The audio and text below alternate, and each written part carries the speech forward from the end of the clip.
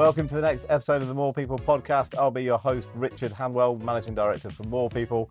I'm thrilled to say that today I'm joined by Steve Maxwell. Welcome, Steve. Thank you, Rich. Thank you for the invitation. Steve, it's just over 26 years now at Worldwide Fruit. Yep. Large period of time. Yeah, June 98. In that period of time, talk us through some of the biggest changes that you've seen in the industry, but specifically within Worldwide Fruit as well. So the industry is completely different to what it was then. And it's more about the companies that are involved today are really different to the companies involved then. Some products have massively grown. And then if you look at the models that are used within our customers, they've really changed the number of suppliers they work with, the way they work with suppliers, both within the UK and their import suppliers. It's changed immeasurably. How big a change are we talking? Well, if you look at somebody that used to supply Asda, it's now IPL. That didn't exist then. Yeah. None of the direct models really existed then. Right. It was all through a network of different importers. So there's a lot more now which is direct packed in, say, France going into retail than it used to be. So there's less businesses like us who are a mixture of grower-owned. We have our grower shareholder production, both in England and in New Zealand, but we also import a lot. Companies like us have had to learn how to become complementary to those models. Yeah. Because if you haven't been complementary, it's kind of why a lot of the names that I would have remembered in the early 2000s really aren't trading anymore. Yeah, and evolving your own business model, no doubt. Yeah. To manage that. Talk me through how the relationships with the retailers have changed over that period of time. As long as you continue with the same focus in delivering for your customers, because we're an own brand business. Yeah. So what you have to deliver is service. So we have to deliver the availability of the product with the service that delivers a positive end outcome for your customers. And that's never changed. No. It's just about how actually now those ways of working are different because you're not as involved in so many different parts of the supply chain that people were in the past. Yeah. So for us, because we've got those key stones of having our UK supply, with having the New Zealand supply, with having jazz, with having avocados, with having ripened pears, you find your areas where you're truly adding value. Okay. And that then enables you to have that mindset always of, so I love the enterprise excellence model. We use it all the time. But the middle of that is customer results. Okay. And then it's purpose, process, people.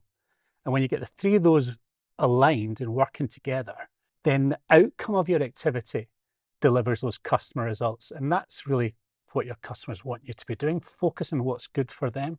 So dialing back, I think the business is now more a pull model with it all about customer, where I think when I started, it was more of a push model, thinking about, I've got the supply.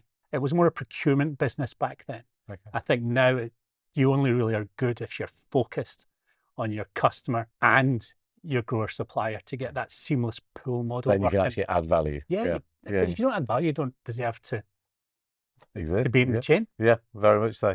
You'd have seen a lot of change. So you've been with Worldwide Fruit for 26 years. You don't really get that longevity very much anymore, right? We've spoken before about people jumping ship and moving around. How are you seeing the kind of generation retention of talent? How are you managing that process?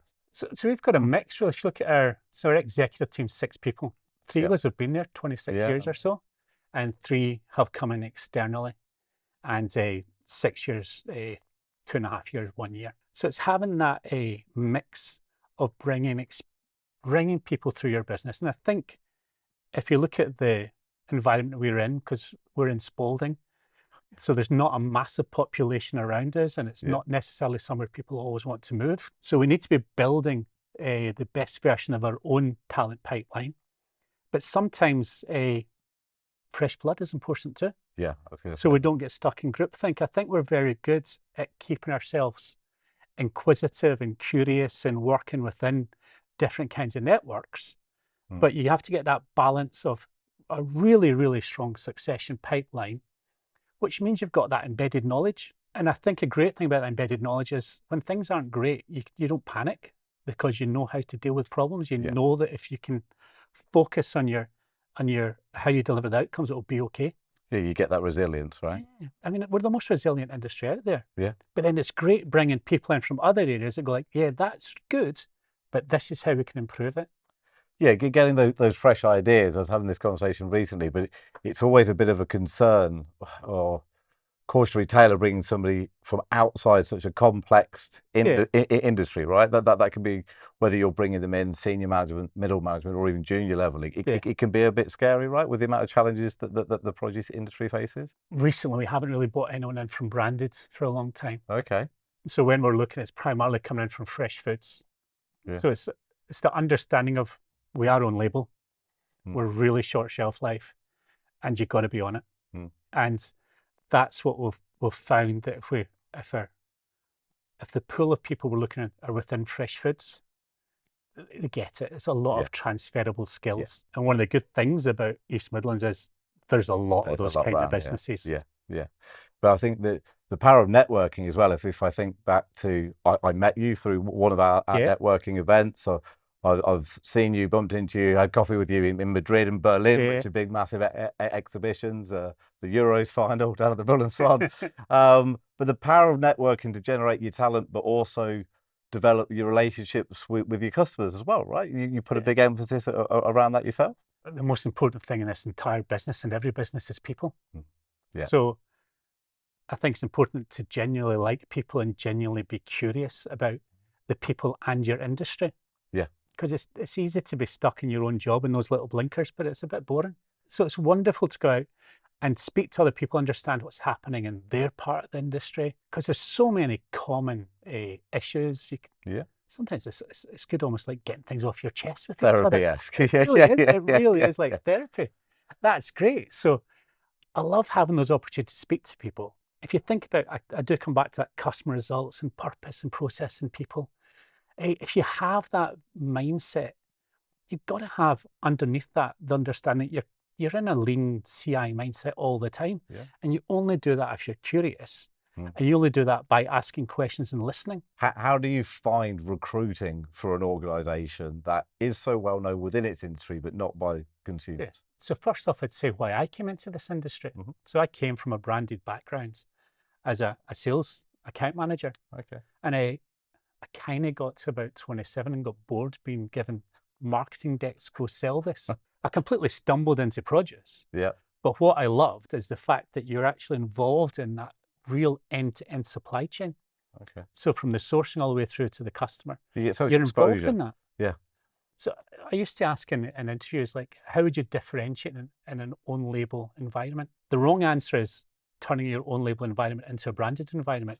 The right answer is about the service, it's about the information, and it's about anticipating and meeting the demands of both sides of that supply chain. So when you've got people, it comes back to curiosity. If you're curious, you genuinely care about that bit in the supply. You genuinely care about the customer. You're a bit nosy. You want to know everything, right? You want to help. Because you do all that, and fundamentally that then means you'll win. Because if you're in sales, you're competitive. Your win is the outcome of the right curiosity and activities you do. Because I think, going back, I started in recruitment into this industry 19 years ago, and the thought process of moving someone from food manufacturing into produce wasn't quite forbidden, but it certainly wasn't happening a huge amount. Just going back to what we said a couple of minutes ago, you have had experience of that, haven't you? Bringing in people with a more lean manufacturing mindset, right? How has that kind of played out? So, I mean, we've trained a lot of people internally. So when someone comes in externally, we work closely to ensure that they understand our thinking, our ethos, our glossary, our terminology. But because we've done so many of these exchanges over the years, we're very used to dealing with non-produce companies and their ways of working. And we've already stolen a lot of their ideas. So what we're doing is we're looking at someone to come in and make us better. And it's like, right, what can we actually do with your experience? Because you're only coming here because we're quite good. And you that's the pull factor originally. And you're here because you're with a business that's quite good too. So when you're coming in, it's like, right, how do we get better? And it is that continual improvement mindset. Embracing what you don't know. Some of the best things that we've done at work is learn from stupid mistakes. But those stupid mistakes were made because we thought it was right. as long as you don't do it for too long, yeah. like, oh too yeah, stubborn, I was wrong. Yeah. Holy cow, let's get rid of that right now. That comes with maturity, That's though, good. right? I think having that maturity to fess up and realize that you've got it wrong, but your intentions are right, go again. And we've pushed that through the entire business. It's like everybody should feel very comfortable in our business about getting things wrong. Yeah. As long as we're trying. Looking forward, what do you think, without being negative, and we'll spin it, but what do you think is the biggest threat to your business in 2025? I think that's a question for 23. If you think in produce, 20 and 21 were great. Yeah. We were food heroes. We sold so much product. Yeah. It was good. 22, you start coming into cost living. 23 was a really tough year. Everything was dark. About how do we encourage, it's not encourage, how do we enable the correct conversations about inflation? Yeah.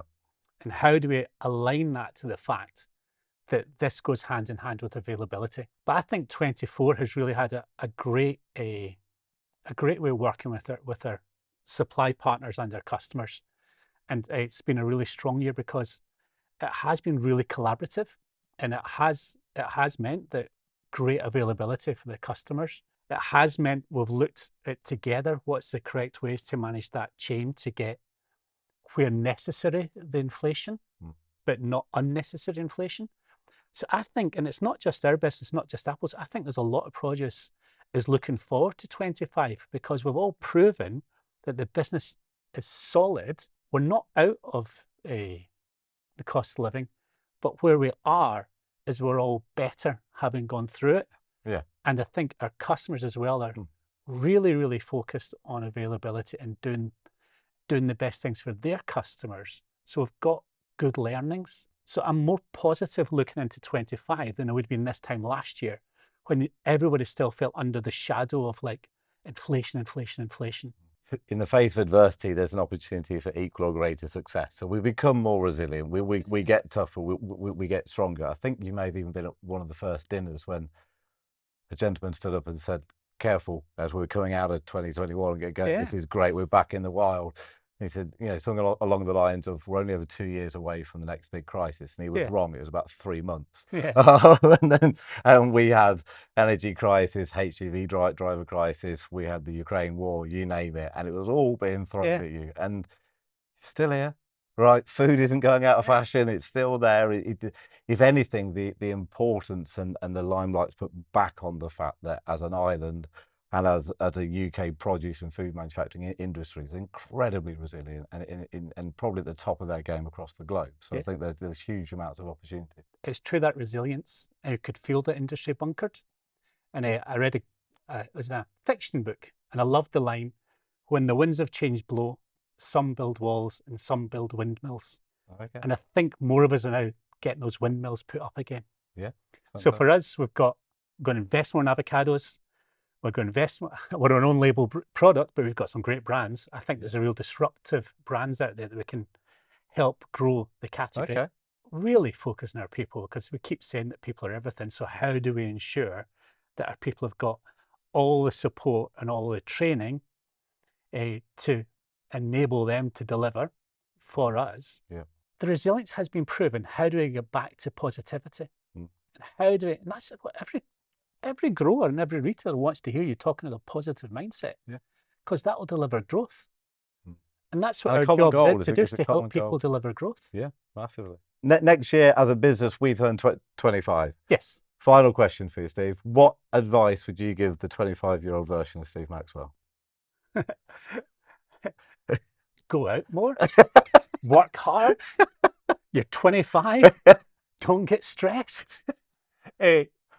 I tell you what I think is really interesting that I didn't know at 25 is you can be many different things at the same time.